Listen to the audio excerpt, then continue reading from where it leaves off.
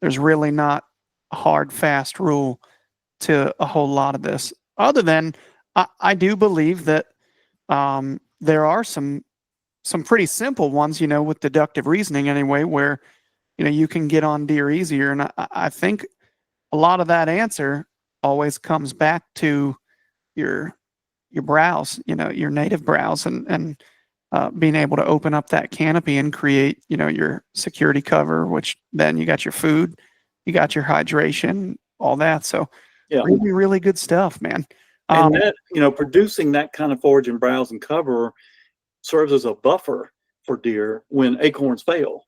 Yeah. You have a poor acorn year, when you have a dry year, when you have, whatever situation comes along, there's fluctuations every year. Providing that kind of early successional cover and forage serves as a buffer should there be a failure of an acorn crop. When you've got a deer population that is reliant on acorns, as I see in places like the North Georgia mountains and some of the public land there, where it's not often disturbed. It's very mature hardwood forests that are extensive, very few openings. They're in an acorn economy there. And when there's a great acorn year, deer are okay. And when there's a bust year, they're in trouble because there's just not much else for them to fatten up on in fall. And that's why, having diverse habitat where you hunt. Sure, big oak trees are great and mature hardwoods are great. But if it's everything in the area, that's not good. You want some diversity. You need some openings. Couldn't put it any better, man. I got a weird question for you. I have seen what looks to be feed sign on, we call them hedge apples. I think they fall out of the Osage orange, big old green looking, sticky, ugly things. Yeah. Do you have any kind of information on those whatsoever, and maybe kind of touch on those a bit?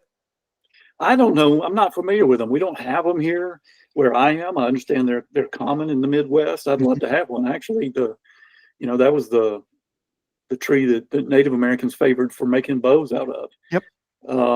I've even read some indication that tree and that fruit, not much, my understanding is not much eats it. It's kind of this big, ugly orange piece of fruit.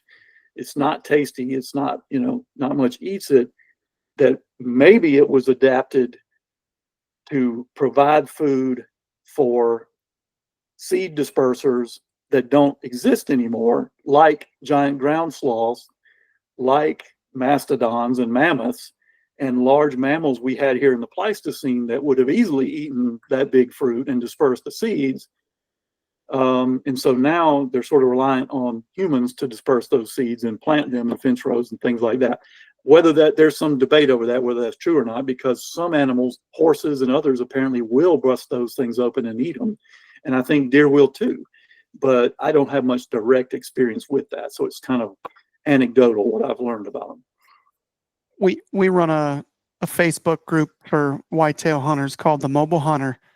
And a guy, I'm pretty sure it was posted in that group, a guy posted a video of a buck absolutely tearing those things up. And he said he'd get pictures every once in a while outside of that Osage orange thicket, but he could never get any kind of daylight, no consistency.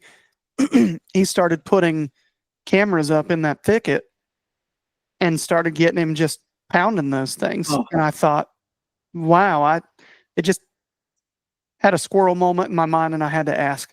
As soon as you tell somebody, "Oh, deer don't eat that," somebody's going to say, "Well, they eat it where I am." I mean, yeah. that is the kind of variety that you see out there, and why I said it always depends where you are and what else there is. There's a lot of low quality foods out there. There's a lot of invasive plants like privet that are very poor forage, but deer will eat them if it's what they've got. You'll hear people say, "Oh, well, deer eat privet. That's a good plant." No, they only eat it because there's not much else for them. They'll eat it if it's what they've got. You'll survive on saltine crackers if it's all you've got, but it's not what you would prefer. And so, I'll say, "Oh, deer love pokeweed plants, and I'll have somebody else tell me, well, I've got lots of pokeweed here and the deer never touch it. You just never know what the full, what else is on the buffet that deer have to choose from. That always determines in the end. Plants also across time change in the quality of protein and digestibility from the time they're new to the time they're old. That those levels are changing, and so a plant that they might eat when it's brand new, they won't touch when it's old. So there's always qualifiers to that. When you go to tell somebody deer always eat this or they never eat this, you got to be careful because there's always exceptions.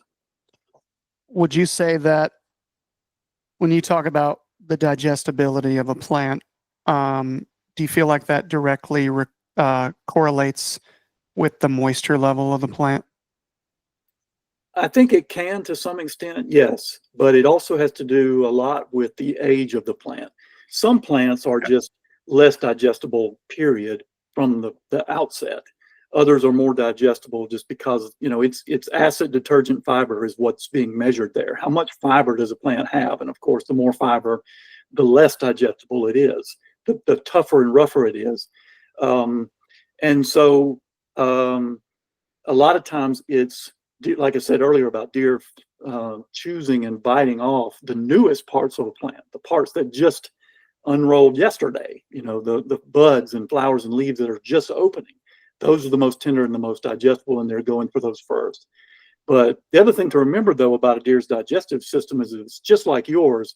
You need things of different levels of quality and different fiber levels. You need some fiber in your diet. You need other stuff that's more digestible. Your system, just like a deer's, works best with a diversity of different things. So even when you're seeing them eating some of the most tender plants out there, then they'll turn around and bite something else that's not quite as digestible. They need a good mix in the digestive system to make it work right. That makes sense. Would you say that, I'm just kind of spitballing here because my mind's working now that you hit on the fiber. Would the fiber correlate with the heat? In other words, higher fiber, less Yes, digestible. So woody browse is clearly less digestible, therefore higher in fiber, put out exactly. more heat. Okay, Yeah. that's kind of And cool. it takes longer to digest, so they just can kind of sit around and bulk up on this heavy fiber winter diet, chew it up, burp up some of it occasionally and continue chewing and digesting. And yes, that, whereas if they just had a gut full of the most tender clover available, that's not going to last long. It's going to pass on through and be gone pretty quick because it's very low in fiber. So again, no different than putting a dense log on the fire versus a 2x4 that's Yes. dried out pine. Okay. Yes. Wow, that gets the mind working. I don't know how I would go about really necessarily targeting that on public land. Do you want to hit on that maybe? How could you, what would be the number one thing you would look for on public land right now targeting, let's say the best woody browse situation you could find to maybe up your odds at figuring out where the deer are maybe yarding up or something like that? It's going to be how thick it is on ground level, what's growing from your neck to the ground. Areas where more sunlight's reaching the ground, you're going to have more grassy, more woody cover. And that's where, if they can reach it, that's where the food is. Now you'll see patches sometimes of some things that are evergreen, like greenbrier plants, that are always green. And greenbrier is an important natural negative forage of deer. Look for that. You've got some native honeysuckle species, but you've also got a lot of non-native honeysuckle, Japanese honeysuckle, and it's green this time of year, and it forms thickets, and that may be what they're going to. So, you're looking for just not the open woods, but field edges, road edges, any patches, a clear cut, where you've got early successional cover, young forest cover. There you have it, guys.